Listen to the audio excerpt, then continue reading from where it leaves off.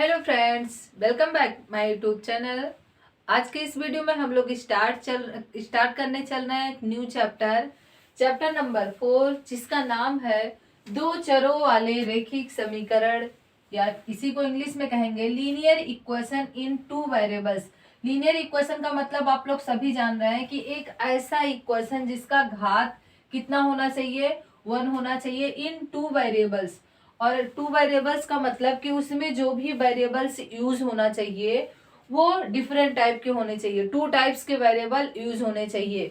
Means ये हुआ कि अगर उस इक्वेशन में हम x यूज कर रहे हैं तो केवल x नहीं होगा, x के अलावा भी कोई एक वेरिएबल्स होगा। ठीक है, तो इस अकॉर्डिंग हम लोग एक्सरसाइज स्टार्ट कर रहे हैं। और एक्सरसाइज 4.1 में आपका 2 क्वेश्चन गिवन है, जिसमें से पहला क्वेश्चन देखिए यहाँ पे लिखा है, एक नोटबुक की कीमत एक कलम की कीमत से दोगुनी है। ठीक है, कोई कॉपी है जिसकी कीमत क्या है, पेन की कीमत से दोगुनी है। इस कथन को निरूपित करने के लिए दो चरों वाला एक रैखिक समीकरण लिखिए। ठीक है, आपको सॉल्व वगैरह नहीं कर रहा, बस कह रहा कि आप क्या करेंगे, दो चरों वाला एक रैखिक के इक्वेशन लिखेंगे। यहाँ पे देख सकते हैं question, the cost of a notebook is a twice of the cost of a pen, write a linear equation in two variables to represent this statement.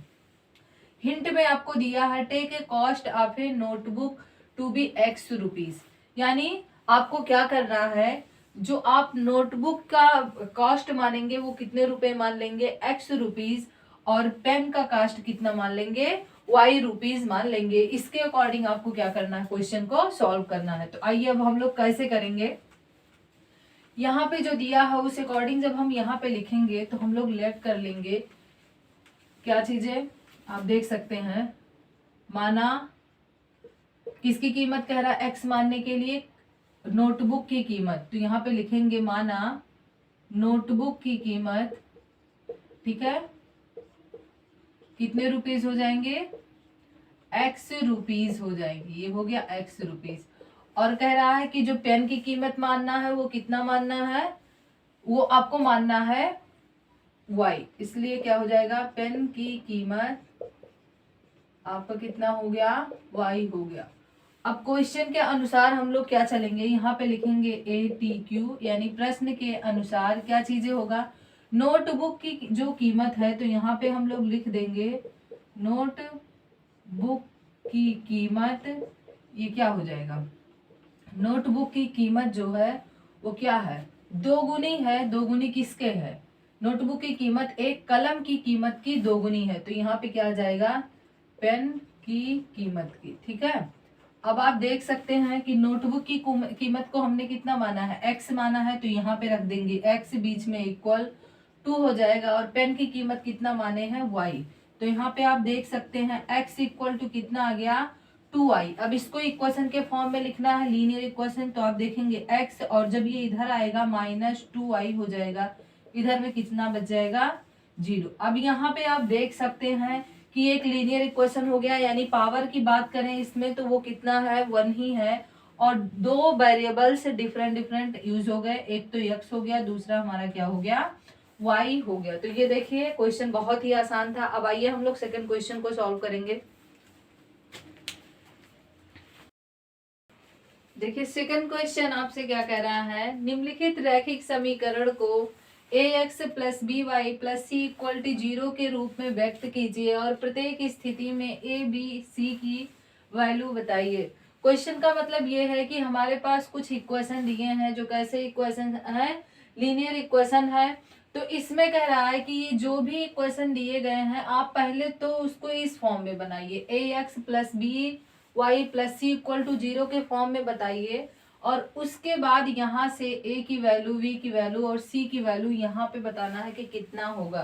तो देखिए यहाँ पे अगर फर्स्ट पार्ट को हम देखें तो इसको लिख सकते हैं 2x, ये हो जाएगा प्लस 3y, और जब इसको हम इक्वल के इधर लाएंगे तो -9.3 पे 5 पे बार लगा है, इक्वल टू जब यहाँ पे कुछ नहीं बचा है तो कितना बचा है, 0। अब आप देख सकते हैं कि इसका कंपेयर हम किससे करेंगे, 2x का कंपेयर किससे करेंगे, ax से। तो यहाँ पे देखेंगे ax इक्वल टू कितना हो जाएगा, 2x। तो देखिए x यहाँ से हटा और x यहाँ से हटा, यानी a इक्वल टू कितना आपका आ गया 2 आ गया, तो a की वैल्यू कितनी आ गई 2 आ गई। और ऐसे b की वैल्यू यहाँ पे है by, यहाँ पे है 3y, तो y कैंसिल हो जाएगा, v की वैल्यू कितनी हो जाएगी आप देखेंगे 3 हो जाएगा। और c के प्लेस पे यहाँ c जो होता है कांस्टेंट होता है, तो यहाँ पे कांस्टेंट नंबर कितना लिखा है -9.35 पे कितना लिखा है बार लिखा है।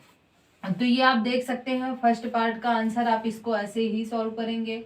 अब उसके बाद जो हमें करना है वो कौन सा हो जाएगा, यहाँ पे देखिए इसको भी ये तो लिखा ही है ax by प्लस c के फॉर्म में, तो यहाँ पे a की वैल्यू जब निकालेंगे, अभी x के पहले कोई नंबर नहीं है, मीन्स कितना लिखा जाएगा 1 लिखा जाएगा। और यहाँ पे देखेंगे ये y और y कैंसिल, यानी b इक्वल टू माइनस में कितना बचा है 1/5 बचा है। साइन का विशेष ध्यान देंगे क्योंकि साइन तो हम लगाएंगे ही जो भी यहाँ पे होगा। और c की वैल्यू कितनी दी है -10 दिया है। तो ये आपका सॉल्व हो गया सेकेंड पार्ट। अब आप थर्ड पार्ट में ऐसे देख सकते हैं, यहाँ पहले तो इसको हम इस फॉर्म में बनाएंगे 2x प्लस 3y माइनस में 6 इक्वल टू 0। कंपेयर किससे करेंगे ax plus by plus c से।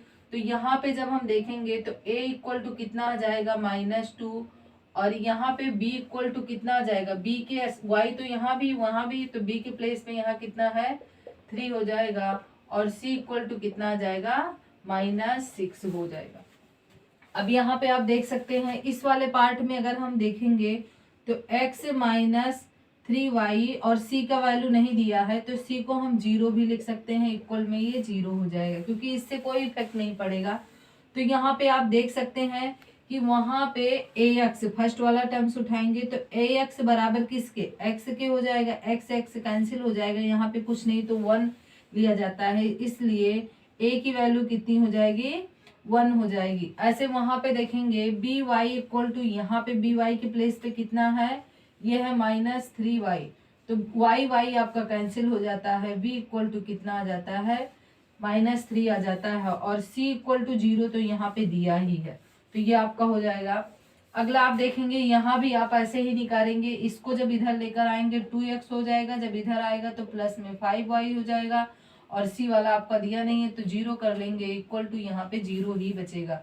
तो यहाँ से a की वैल्यू कितनी हो जाएगी 2 हो जाएगी, अब b की वैल्यू कितनी हो जाएगी 5 हो जाएगी, एंड c की वैल्यू कितनी हो जाएगी 0 हो जाएगा।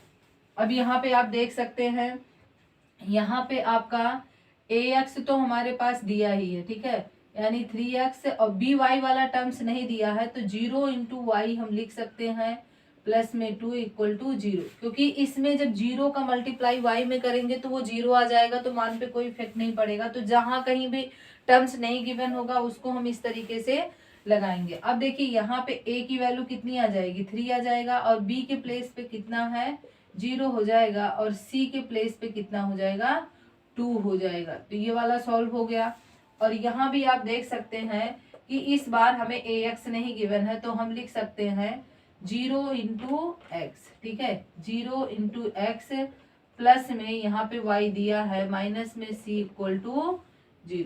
जब यहाँ पे देखेंगे तो a की वैल्यू इस बार कितनी हो जाएगी 0 हो जाएगी, और v की वैल्यू 1 हो जाएगी, और c की वैल्यू कितनी हो जाएगी -2 हो जाएगा। यहाँ पे आप देख सकते हैं कि इस बार हमें क्या क्या चीजें गिवन है, इसको जब हम इधर लाएंगे तो माइनस में 2x हो जाएगा। अब by वाला तो हमें दिया नहीं, प्लस 0 इंटू वाई कर देंगे, और ये +5 में इक्वल टू कितना हो जाएगा 0 हो जाएगा। अब देखिए इसके जैसा बन गया है कि नहीं, जो भी यहाँ पे इक्वेशन दिया होगा हमारा पहला मेन मतलब क्या होगा कि उसको हम इस फॉर्म में लेकर आएंगे, उसके बाद हम इसी से कंपेयर करेंगे, ठीक है। तो यहाँ पे a इक्वल टू -2 हो जाएगा, और v इक्वल टू कितना हो गया 0, एंड c इक्वल टू कितना हो गया 5। तो ये रहा question number second. I hope आपको दोनों क्वेश्चन पहला और दूसरा अच्छे से समझ में आया होगा। अगर आपको वीडियो अच्छा लगता है तो आप उसको लाइक करिए, सब्सक्राइब करिए, और अपने दोस्तों के साथ शेयर जरूर किया करिए। बाकी अगले वीडियो में हम लोग एक्सरसाइज 4.2 को सॉल्व करेंगे।